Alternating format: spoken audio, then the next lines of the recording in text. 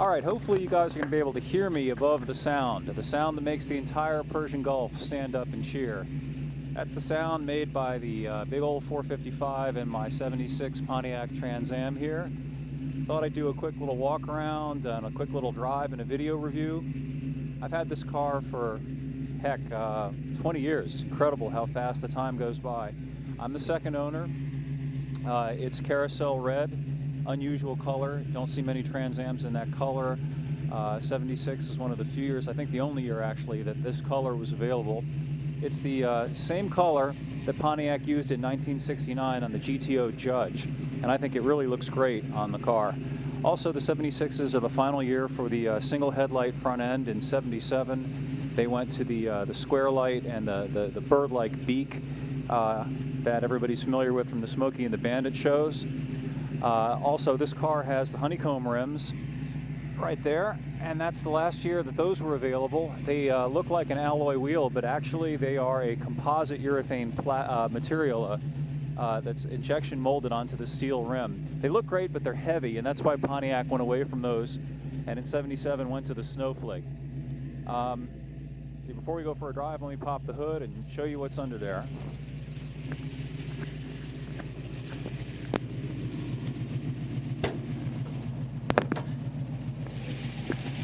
And there's the engine. It's a lightly modified 455. It's got the Ram Air 3 cam.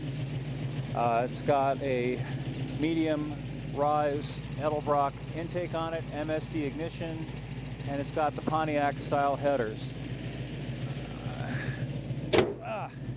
All right, let's go for a drive here.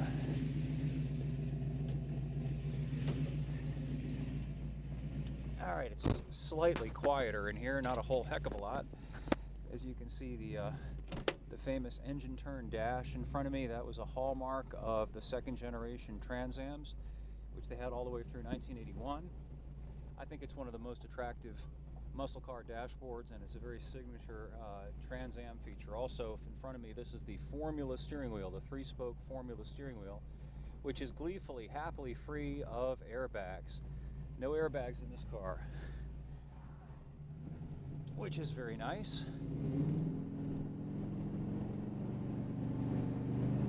And this car doesn't produce as much horsepower as the modern muscle cars, but the 455, 7.4 liters in modern lingo, produces tremendous torque, probably close to 500 foot-pounds.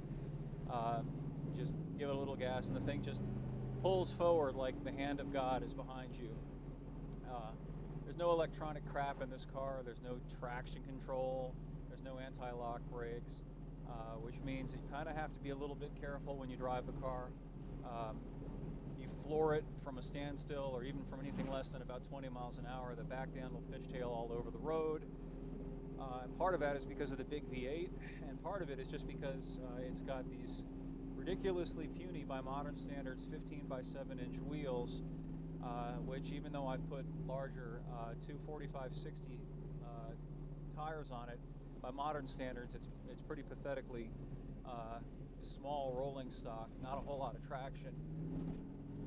These cars are just a lot of fun to drive, though. The pull of the V8, the sounds, the fact that there's no electronic interference between you and the car. Oh, and let me point out something else too, if I could shift my hand over here.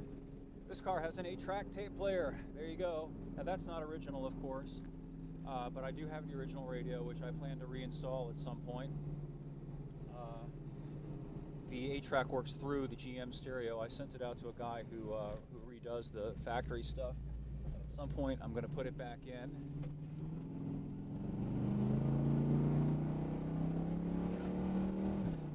Isn't that lovely? Anyway, I'm going to post this up at epautos.com and hope to come by and take a look. I hope you enjoyed this brief little drive down memory lane in this nice old muscle car.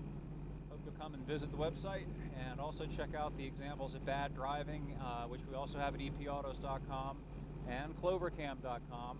And please submit your videos. We'll happily post them, and we will catch up with you the next time.